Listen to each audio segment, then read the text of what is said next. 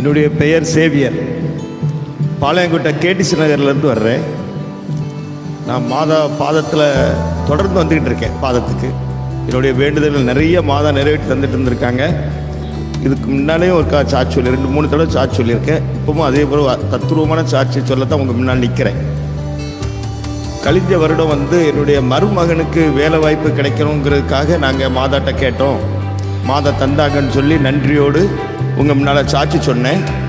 அதே மருமகனுக்கு மேலும் மாதா செய்த ஒரு பெரிய அற்புதம் என்னென்னா, கழிஞ்ச ஏப்ரல் மாதம் பதவி உயர்வும் வருமான ஊதிய உயர்வையும் அதிகமாக கொடுத்துருக்காங்க. நான் கேட்டோம், ஏன்னா வேலை இல்லாமல் இருக்கிற மருமகனுக்கு ஒரு வேலையை கொடுத்துருக்கேன்னு தான் கேட்டோம். ஒழிய இவ்வளோ வருமானம் வேணும், இப்படி இருந்தால் தான் குடும்பம் நடத்த முடியும்னு கேட்கல. அதை பிள்ளைகள் தவறிட்டோம். ஆனால் கேட்ட வரத்தை தருகின்ற தாய் வேலையை தந்தாங்க. ஆனால் அதே தாய்கிட்டே போதுமான வருமானத்தோடு இன்னும் செழிப்பான ஒரு வருமானத்தையும் நல்ல பதவி உயர்வையும் கொடுங்கன்னு கேட்டோம். ஒரு வருடங்கள் கூட ஆகலை. கழிஞ்ச மே மாதமே தந்துட்டாங்க. ஆனால் வேலை செய்துட்டு இருந்த கம்பெனியில் 3 மாதம் அவங்க வேலை செய்துட்டு நீங்கள் போகணும் அப்படிங்கிற மாதிரி கையெழுத்துக்காக டிலே ஆச்சு. அது கொஞ்சம் டிலே ஆகிருமோன்ட்டு ரொம்ப மாதாட்ட உருக்கத்தோடு வேண்டணும். நான் மட்டும் இல்லை, என் மனைவி மட்டும் இல்லை, என் மகளும் மருமகனும் இந்த ஜெபத்தில் ரொம்ப ஊந்தலாக இருந்தாங்க. அதனுடைய வேண்டுதல் என்னென்னா, 2 மாதத்துலேயே அவங்க கையெழுத்து போட்டு கொடுத்து மருமகன் புதிய வேலையில் கையெழுத்து ஜாயின் பண்ணிட்டாங்க. ஜாயின் பண்ணி வேலை தொடர்ந்து செய்துட்டு இருக்கிறாங்க. அவங்க இந்த மாதம் வரக்கூடியது, பையன் லீவு கிடச்சி, பிள்ளைகளுக்கு லீவு கிடச்சி வரக்கூடிய வாய்ப்புகள் இல்லை. அதை அடுத்த வருஷம் வருவாங்க. வரும்போது அவங்க சொல்லுவாங்க, அதுக்கு முன்னால் மாதம் எங்கள் வேண்டுதலுக்கு தந்ததுக்கு நன்றி கடனாகவும் அவங்க செய்த நன்றியை மக்களுக்கு சொல்லணுங்கிற ஒரே காரணத்தினால நான் இப்போ வேளாங்கண்ணி மாதா கோயிலுக்கு பிறப்பிட்டு வந்திருக்கிறேன். ஆனால் மாதத்தோறும் சனிக்கிழமை வருவேன். இந்த சாட்சியை சொல்லிவிட்டு மாதா கோயிலுக்கு போகணுங்கிறதுக்காகத்தான் நான் அந்த நாள் இந்த பூசை இங்கே அட்டன் பண்ணியிருக்கிறேன். இப்போ பூசை முடிஞ்ச உடனே மாதாவுடைய அசனத்தை சாப்பிட்டுட்டு நான் வேளாங்கண்ணி மாதா கோயிலுக்கு தான் போகிறேன். அந்த அளவுக்கு மாதா எங்கள் குடும்பத்துக்கு பணி செய்துட்டு உதவி செய்துட்டு இருக்காங்க, வேண்டுதலை நிறைவேற்றிட்டு இருக்காங்க. காரணம் அந்த விசுவாசம். நாங்கள் மாதாவை பிடிச்சிக்கிட்டோம், வேறு வழி கிடையாது. மாதாவை தவிர எங்களுக்கு வேறு வழி கிடையாது. அதனால் நான் மட்டும் இல்லை, என் மனைவி மட்டும் இல்லை, என் பிள்ளைகள் அத்தனை பேருமே, மருமக்கமாறு பேரப்பிள்ளை எல்லாரும். இதை எதுக்காக இதை சொல்கிறேன்னா, விசுவாசமும் கேட்டவரும் கேட்ட உடனே தருகிற வியாகுல மாதாவை நீங்கள் முழுமையாக பெற்ற தாய் மாதிரி அவங்கள நம்பி நீங்கள் என்ன வரனாலும் கேட்கலாம். தாய்கிட்ட பிள்ளைகள் எது வேணாலும் கேட்கலாம். நாங்கள் தான் வேலை தந்துருங்க, எங்கள் மருமனுக்கு எப்படியாவது ஒரு வேலையை தந்துருங்க, அவங்க வெளிநாட்டில் இருந்து இங்கே வந்துட்டாங்கன்னா அதுக்கும் பிறகுள்ள மாற்றங்கள் எப்படி இருக்கோ தெரியலை அப்படின்னு சொல்லி நாங்கள் ரொம்ப வேதனையோடு கேட்டோம். வெளிநாட்டிலேருந்து இங்கே வர விடாமல் அடுத்த வேலையை கொடுத்தாங்க. இப்போ அதிகமாக பதவி உயர்வும் சம்பள உயர்வும் கொடுத்து நல்லா ஆசீர்வச்சிருக்காங்க. அதுக்கு உங்கள் எல்லார் முன்னிலையும் மாதாவுக்கு நன்றியையும் வாழ்த்துக்களையும் வணக்கத்தையும் விசுவாசத்தோடையும் மன மகிழ்ச்சியோடையும் தெரிவித்துக் கொள்கிறேன். வணக்கம். மரியே வாழ்க. இயேசுவுக்கே புகழ், இயேசுவுக்கே நன்றி, மரியே வாழ்க. எனது பேர் ராஜரத்னம். நான் பாளையங்கோட்டையிலேருந்து வரேன். எனக்கு ஒரு வழி தெரியாமல் இருந்த டைமில் மாதா ஒரு வழிகாட்டி ஒரு காரியத்தை முடித்து தந்ததை அந்த சாட்சியாக சொல்ல போகிறேன். கடந்த வருஷத்தில் எனக்கு ஒரு உடல் பலகீனம், உடல் நோயால் இருந்து ஒரு ஹாஸ்பிட்டலில் அட்மிட் ஆனேன். ஸ்கேன் டெஸ்டெல்லாம் பார்த்துட்டு சாதாரண ஒரு நோய் தான், சாதாரண ஒரு சர்ஜரி மேற்கொள்ள வேண்டும் என்று டாக்டர் சொன்னார்கள். சர்ஜரி தான் பண்ணி ஆகணும்னு சொன்னாங்க. ஆனால் 4 நாள் என்னை உட்கார வச்சு வெயின் மூலம் ஆன்டிபயோட்டிக் ஏற்றிக்கிட்டு என்னை டிஸ்சார்ஜ் பண்ணி வீட்டுக்கு அனுப்பிவிட்டாப்ல. இப்படியே ஒவ்வொரு தடவையும் நடந்துகிட்டு இருந்தது. ஆன்டிபயோட்டிக்கை சாப்பிட்டு எனக்கு ஒரு மாதிரி இருந்து, மனசுக்கே ஒரு மாதிரி இருந்து, உடம்புக்கும் ஒரு மாதிரி இருந்தது. இதே மாதிரி மார்ச் மாதமும் எனக்கு அந்த பலகீனம் ஆனவுடனே அந்த டாக்டர்கிட்ட போனேன். அப்போவுமே ஸ்கேன் டெஸ்ட்லாம் பார்த்துட்டு சர்ஜரி தான் பண்ணணுன்னாரு. ஆனால் அதுக்கான டேட்டு எதுவுமே சொல்லலை.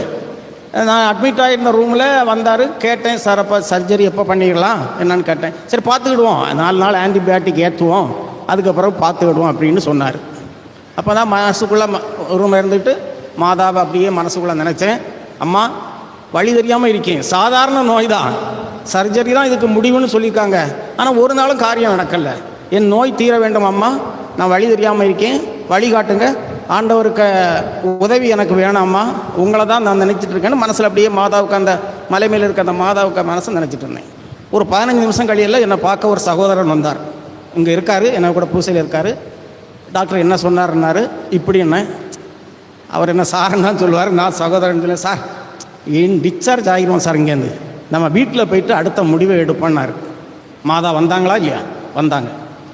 அதே மாதிரி டாக்டர்கிட்ட சொல்லி சாயங்காலம் டிஸ்சார்ஜ் ஆகி வீட்டுக்கு போனேன். அந்த சகோதரரே என்னுடைய ரிப்போர்ட்டுகளெல்லாம் ஒரு டாக்டருக்கு அனுப்புனார். அவர் அதெல்லாம் பார்த்து ஒன்றும் இல்லை, ஒரு ஹாஸ்பிட்டலில் சொன்னார் அங்கே வந்து அட்மிஷன் போட சொல்லுங்கள், 2ஆம் நாள் ஆப்ரேஷன் பண்ண. அங்கே போனேன், அட்மிஷன் போட்டாப்புல அடுத்த நாளில் எனக்கு ஆப்ரேஷன்லாம் முடிஞ்சது நல்லபடியாக. ஆப்ரேஷன் அவர் லெகுவாக நினச்சாரு, கொஞ்சம் காம்ப்ளிகேஷனாக இருந்தது. ஆனால் மாதாவுக்கு ஆசீர்வாதத்தில் எல்லாம் நல்லபடியாக முடித்து அதுக்கு பிறகு உள்ளவன் நான் நிலம் பெற்றேன். இதில் ஒரு முக்கியமான மேட்ரு சொல்லணும். எனக்கு சர்ஜரி பண்ண அந்த மருத்துவர் வியாகுல மாதாவை நம்பிக்கை கொண்டவர். இந்த ஆலயத்துக்கு வந்திருக்காரு, பல தடவை வந்து வணங்கி சென்றவர். பாருங்கள், என்ன மாதா அந்த ஹாஸ்பிட்டல்லேருந்து ஒரு ஆள் மூலமாக சொல்லி இன்னொரு ஹாஸ்பிட்டலுக்கு அழைத்து போய் மாதாவின் பக்தர் ஒரு டாக்டர், அவருக்கு வழியாக எனக்கு சர்ஜரி முடிஞ்சது, நல்லபடியாக எல்லாமே முடிஞ்சது. அதுக்கு பிறகு எனக்கு அந்த டெஸ்ட் இந்த டெஸ்ட் எதுவுமே அவர் பண்ணலை, போயிட்டு வாருங்கன்னே சொல்லிவிட்டார். நான் இப்போ நலமாக இருக்கேன், எந்த உடலில் எந்த பிரச்சனையும் இல்லை. அதனால் நம்பிக்கை வச்சா விரும்பும் வரந்தரும் வியத்தகு வியாகுல மாதாவிடம் நாம் எதை கேட்போமோ அது கிடைக்கும். எனக்கு கிடைச்சிது. மாதா வழிகாட்டினாங்க, எனக்கு நோயிலேருந்து விடுதலை கொடுத்தாங்க, நலம் கொடுத்தாங்க. அந்த நன்றியை நான் சாட்சியாக தெரிவித்துக் கொள்கிறேன். இயேசுவுக்கே புகழ், இயேசுவுக்கே நன்றி, மரியே வாழ்க. என் பேர் மோனிகா. நான் வந்து தூத்துக்குடி, ஆனால் இப்போ செட்டில்டு இன் சென்னை. 2022 ஏப்ரலில் கல்யாணம் ஆச்சு. 2022 ஏப்ரலில் கல்யாணம் ஆச்சு. ஆகஸ்ட் 2022 வந்து பனிமய மாதா கோயில் திருவிழாக்கு வந்திருந்தோம், தலை திருவிழான்ட்டு. அப்போ எனக்கு குழந்த பாக்கியம் 4 மாதம் இல்லை அப்படின்றதுனால ஒரு சின்ன ஒரு தோண்டுதல் வந்துச்சு, மலையங்குளம் மாதாட்ட வந்து வேண்டணும் அப்படின்னு. அதனால வந்து ப்ரேயர் பண்ணி நான் வந்து மாதாட்ட சாட்சி சொல்கிறேன்னு வந்து வேண்டியிருந்தேன். செப்டம்பர் திரும்ப சென்னைக்கு போனதுக்கப்புறம் எதுவுமே இல்லை. ஒரு தெரிஞ்சவங்க சொல்லி டாக்டர்கிட்ட போயிருந்தோம். அப்போ போய் பார்த்தா தான் கண்டுபிடிச்சோம் எனக்கு நீர் கட்டி இருந்துச்சு, கர்ப்பப்பையில் நீர் கட்டி, பிசிஓடின்னு சொல்கிறது.